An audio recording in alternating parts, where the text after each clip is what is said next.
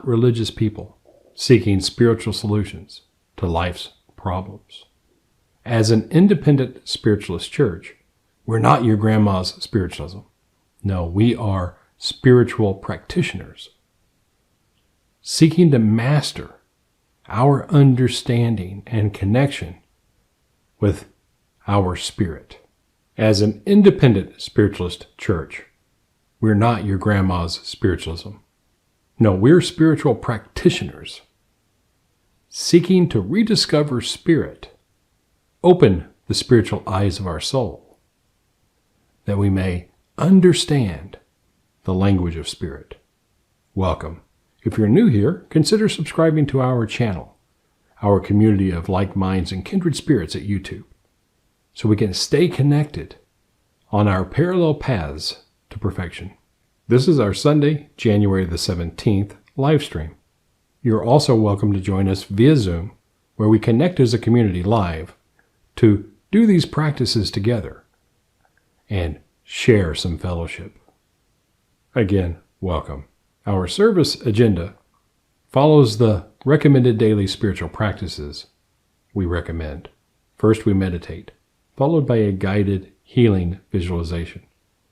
Then I will share with you this week's lesson, which is K is for karma, followed by a couple of announcements and a little bit of business about what's coming up. Then we will conduct an absence healing service for those who are joining us live. If you're watching the recording and we're not live, then the absence healing service will not work. You can skip that part. Then I will share some channeled guidance from one of my teachers. And if you're joining us live on Zoom, I will offer spirit guide messages to each person who joins us. That's our agenda. Again, I'm glad you found us. That's our agenda. And again, I'm glad you found us, yet not at all surprised. If you'd like to join us live via Zoom,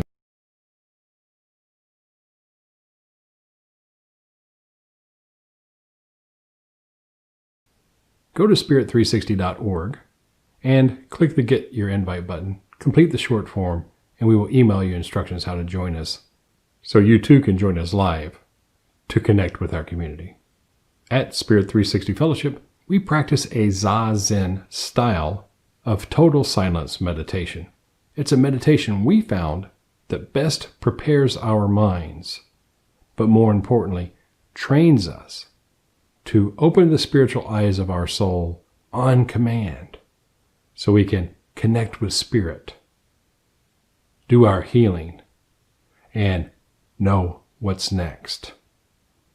There's two parts to this meditation practice. The first part is a 5-minute focused concentration where we hold in our mind's eye an image or a thought to the exclusion of all others for the entire 5 minutes.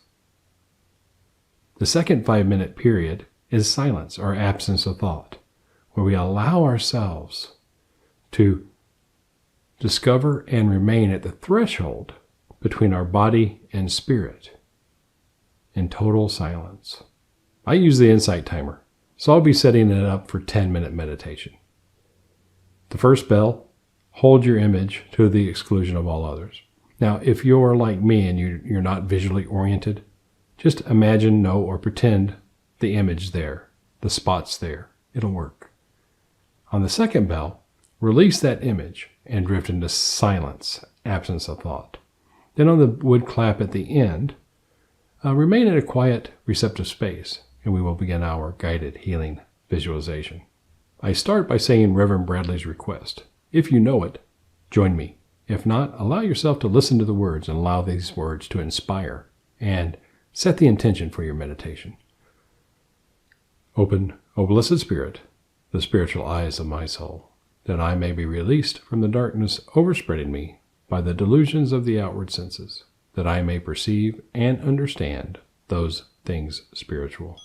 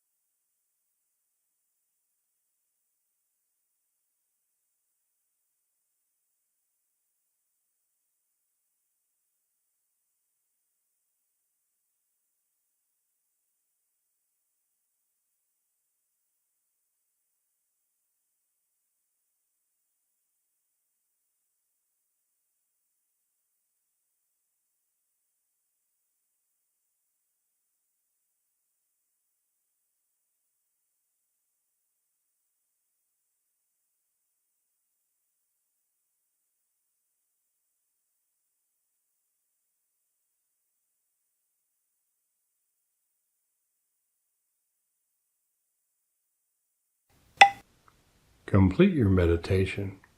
And as you complete your meditation, allow your body to shift a little bit to remain in a comfortable position. But keep your mind and your emotions quiet. At this threshold between your body and your spirit, a place I like to call the eye of the storm. I call it this because the chaos of the world is still at arm's length.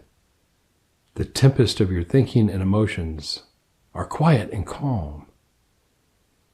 In this place, you can see things as they are, but more importantly, create things as you want them to be. And as you dwell in this place, a safe harbor, a spiritual stronghold, your own personal ashram, whatever makes sense for you, allow yourself to enjoy the peace, the quiet, the calm, the tranquility within your awareness. Very good. As we dwell in this place, allow yourself to scan the area of your awareness and see if there's a place that looks inviting for your healing work. For me, it's a small door, and the small door has written upon it, Terry's Healing Center. And as I mentally walk towards this area, the door opens automatically. As I cross the threshold, it closes behind me, and I'm aware that the space around me is filled with a brilliant white luminescence, a healing light, a healing luminescence, a healing brilliance. I can't see any differentiation between the floor or the ceiling, the walls.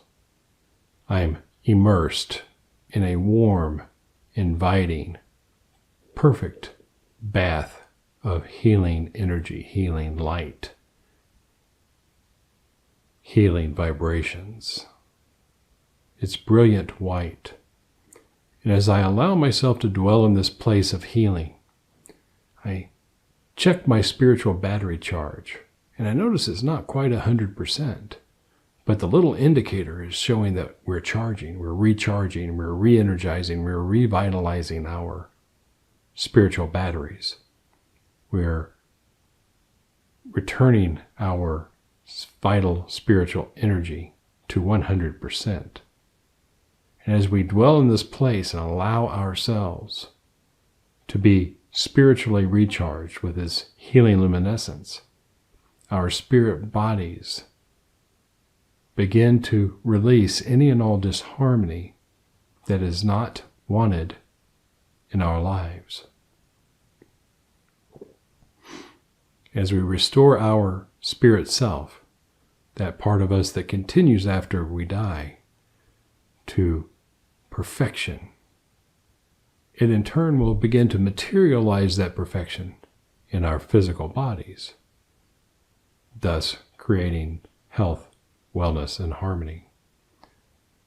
And as we dwell in this place of healing,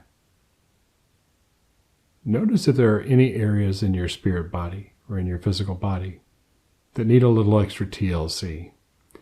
And what I want you to do is to pay attention to those areas and allow yourself to pull your hands in front of you and create a ball of white energy, a healing orb. And notice it's a little bit brighter than the surrounding healing luminescence and healing brilliance. And then I want you to slowly take that energy ball and put it wherever you need it in your body. And as you create that ball and push it into the area where you would like to remove disharmony, allow that energy ball to dissolve into that area, leaving it pristine, pure, perfect, whole, complete. The perfect expression of your genetic code. And as you breathe in, allow yourself to scan your body from the top of your head down to the soles of your feet. And as you scan your body, notice if there are any other areas you'd like to give a little extra attention to, and do that now. And as you take your next deep breath in, allow yourself to marvel at the magnificence of this healing work you've done. Notice your spiritual batteries are charged to 100%. And with a single thought, you know it is well. You know that it is good. You know that you've touched harmony. And as you breathe in, allow yourself to solidify this healing work with several healing and health affirmations. You can either follow along with mine or use ones that work for you. The choice is yours. I am well. I am healthy. I am deserving of health. I am deserving of wealth. I deserve love. I am enough. I am worthy. I produce right meditation. I engage right thought. I take right action. I cause good karma. I am greatly loved. I am healthy. I am well. I am the one. And together we say, and so it is.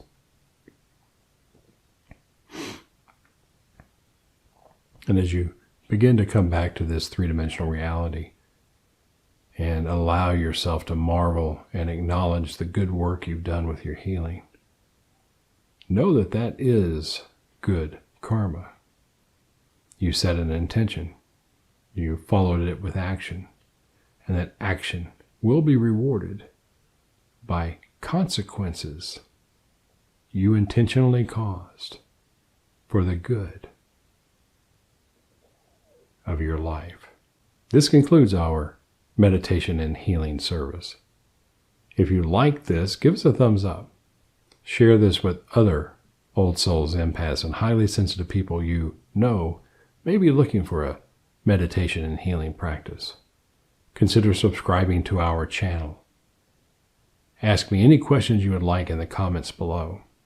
And consider joining us for one of our live, online Zoom services where we connect in person via Zoom.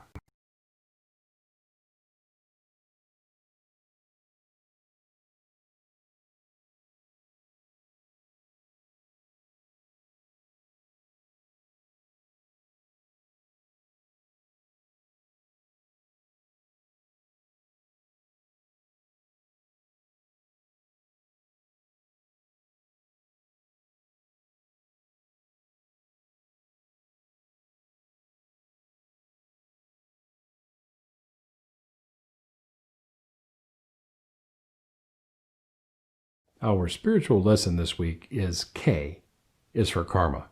And karma is one of those very simple things that has caused me to be more infuriated than almost anything else I've encountered in spirituality. And I want to tell you about Jane. And Jane came back from a visit to her sister. And she was almost blind because someone told her she had to go blind as karma for seeing something bad in a previous lifetime. And I'll share with you my opinion about that at the end of this video. Karma is very simple. It's causation, cause and effect, period. If you're interested in learning how to master this powerful tool, then stay tuned. Because once you master this simple tool, this simple concept, creating a happy, thriving life is right around the corner. Hi, I'm T.S. Hall, the Stoic Medium, and I train old souls, empaths, and highly sensitive people how to develop their psychic and healing abilities so they open the spiritual eyes of their soul to learn the language of spirit, the language of energy, the language of vibrations. Once you learn the language of spirit, you can begin to create spiritual solutions to your life's problems. Welcome. We're glad you found us, yet not at all surprised.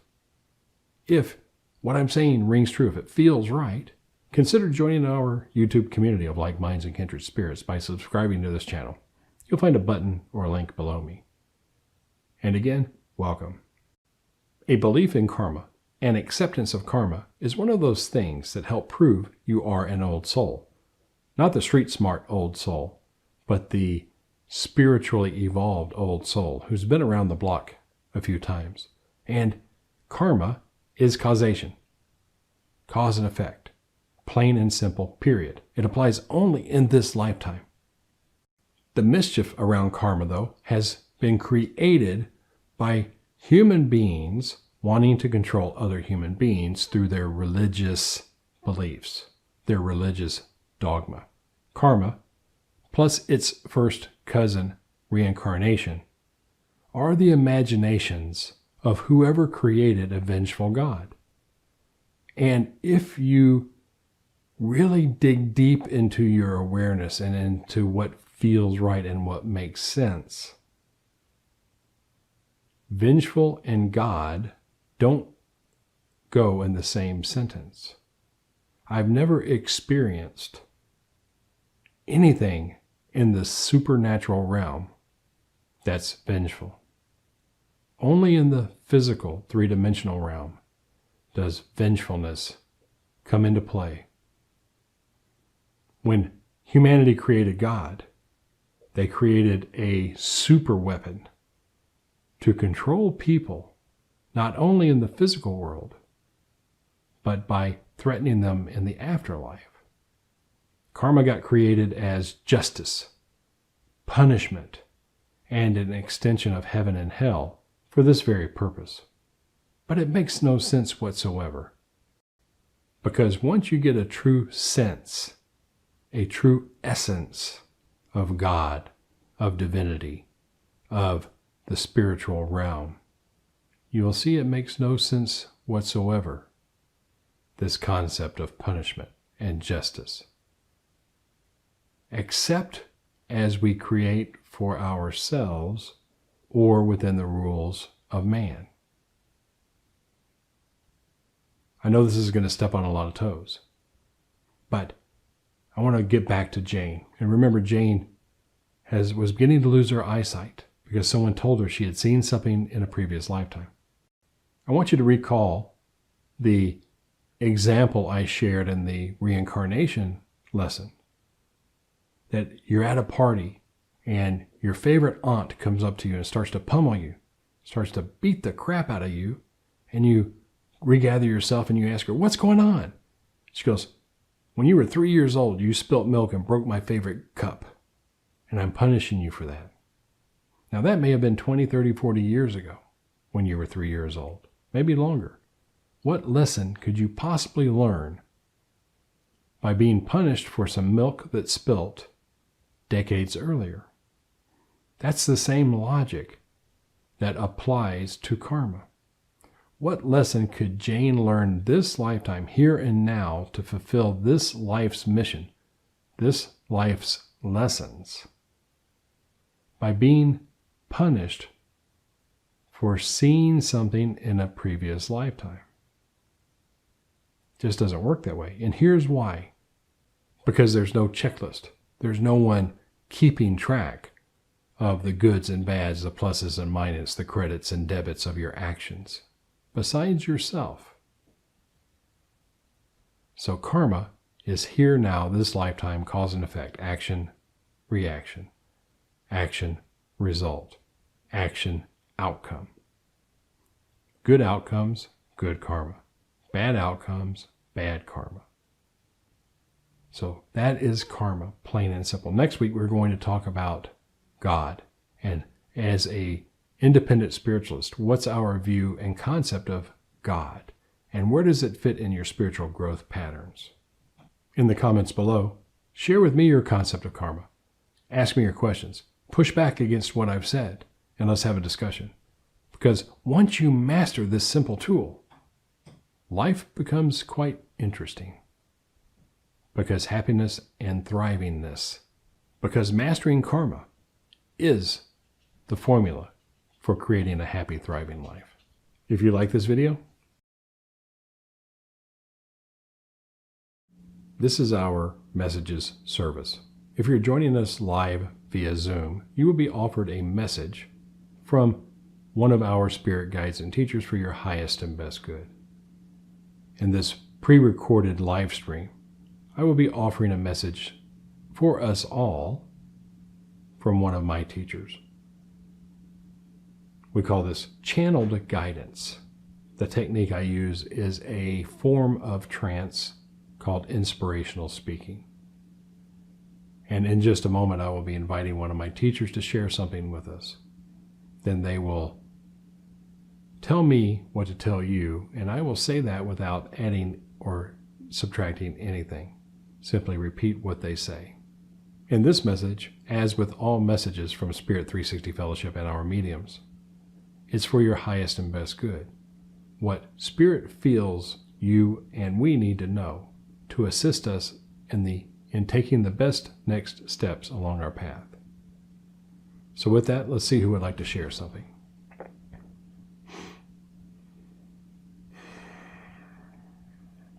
And Tao Chuan Ling steps close.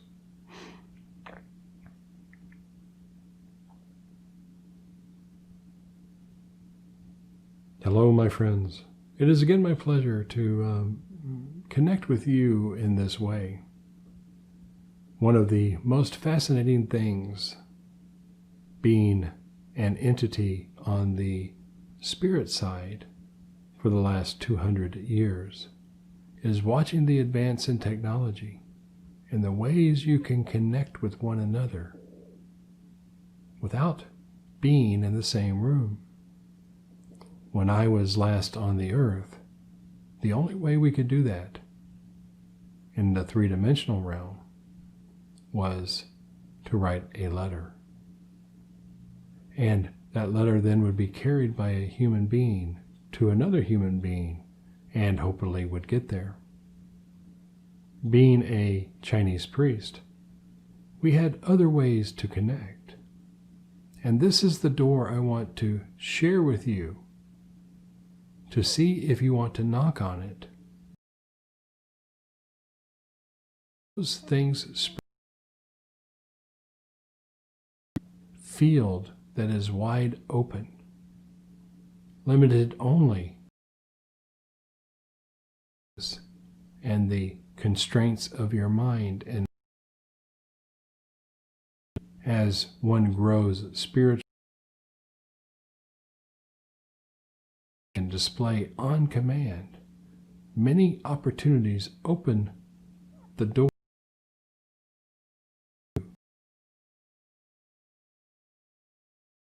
You have all experienced the fact that sometimes you is thinking about you, and then you may connect on one of your devices. Being able to think about a friend, quiet your mind, step out of your body, and being in that friend, leave your body on command to travel the world.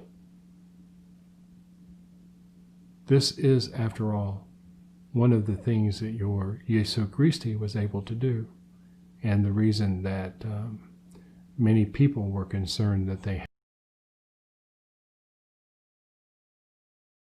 allowing yourself to bring skill into these ideas is the point of spiritual practice.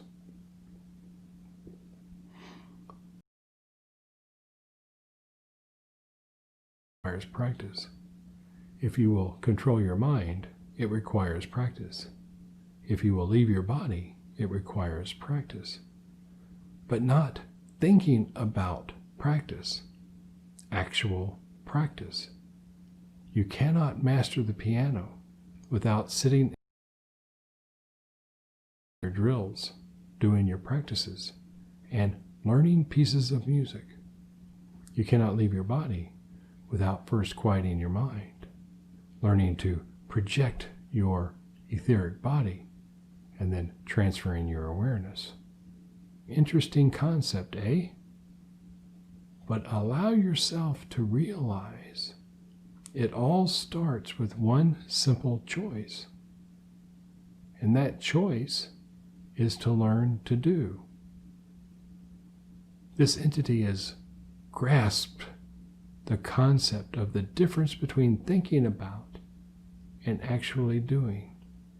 The moment you get that distinction, you allow yourself to start to develop the skills required to do and accomplish what you want to bring about, whether or not it is in the realm of your relationships, your health and well-being, your financial success, your career or vocation, or your spiritual growth and development.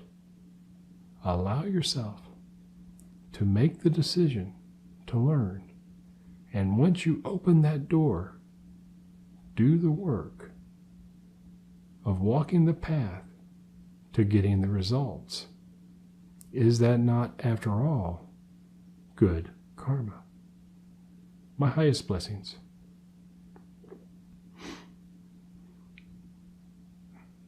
Thank you, Chuan, Ling. I've got a little tear in my eye. Our philosophy says that the teacher and the student are one, and as the teacher learns, the teacher imparts what they've learned upon the students. And as you, if you're not well aware, I am so much of a student, it's not even funny. Barely consider myself a teacher at all. But that one thing that I'm feeling right now, we will do in just a moment when we set our intention for the week, is allowing yourself to experience something having already been accomplished. So if you want to be in a happy relationship, what does it feel like to be happy in a relationship? And that's where we begin to add affirmations and actions and have this sense or this feeling or this essence, if you will, of that experience be the context for our actions, and allow ourselves to be that person now, doing what that person would do and having what that person would have. So thank you, Chuan Ling. I think I've mentioned before that when I'm doing an inspirational speaking, I'm aware of the words, but no more than 3 or 4 at a time. So I end up with kind of the 3 or 4 that were just said, and the words that are being said right now, and I kind of have this moving spotlight on what's being said. And it's hard. The problem with inspirational speaking is it's hard not to get into what's being said and trying to figure it out. So I have to go back in and watch what's being said so I can figure out what was going on. So that's inspirational speaking. I invite you to consider joining us on our Zoom services, where I will offer each of you a message for your highest and best good via the Zoom service. All right, let's set this week's intention. And as we close, I want you to pick something you want to accomplish. And I want you to pick something that you can accomplish in the next week. It's either a step towards a goal or a new practice or a behavior or something that it is you want to bring about. And as you hold that in your mind's eye, think about that 1 week from today, on the 24th of January, that you've accomplished that. And it's in the books, it's done. You either stopped something, started something, accomplished something, or taken a step towards something, whatever that is. Take a moment and get present to that. And as you get present to that accomplishment, I want you to put out your left hand, invite your left teacher on your left to hold your hand, and put out your right hand and invite the teacher on your right to hold your right hand. And this works when we're live together. And as we're live together, we're going to reach out across time and space and have your spirit teachers connect with my spirit teachers, and together connect us across time and space. And as you do so, notice how the energy flows in from your right hand and out your left hand. So you've got your teacher on your right bringing in energy, and teacher on your left sending out energy, and you can feel the flow through your body. And as we connect across time and space through our spirit guides, love, and generosity, I want you to imagine that you've accomplished what it is you want to bring about this next week. It's done. What does it feel like? Are you happy? Are you relieved? Are you satisfied? Are you fulfilled? Are you present to love? Whatever you're present to, allow yourself to experience that as a feeling, as a way of being happy, being fulfilled, being satisfied, being loved, being loving, being accomplished, being victorious. So whatever that way of being is, pick one, the one that feels the most appropriate to you. And as we connect across time and space, I want you to hold that intention here and now in this moment, that that's going to be your context for every step you take during this next week. And I invite our spirit guides and teachers to help us this next week to stay true and within this context by helping us open our eyes to see, our ears to hear, our minds to understand, but more importantly, our hearts, that we may give and receive love freely and unconditionally as we walk our paths this lifetime, accomplishing what it is we incarnated to bring about, especially this next step during this next week of January 2021.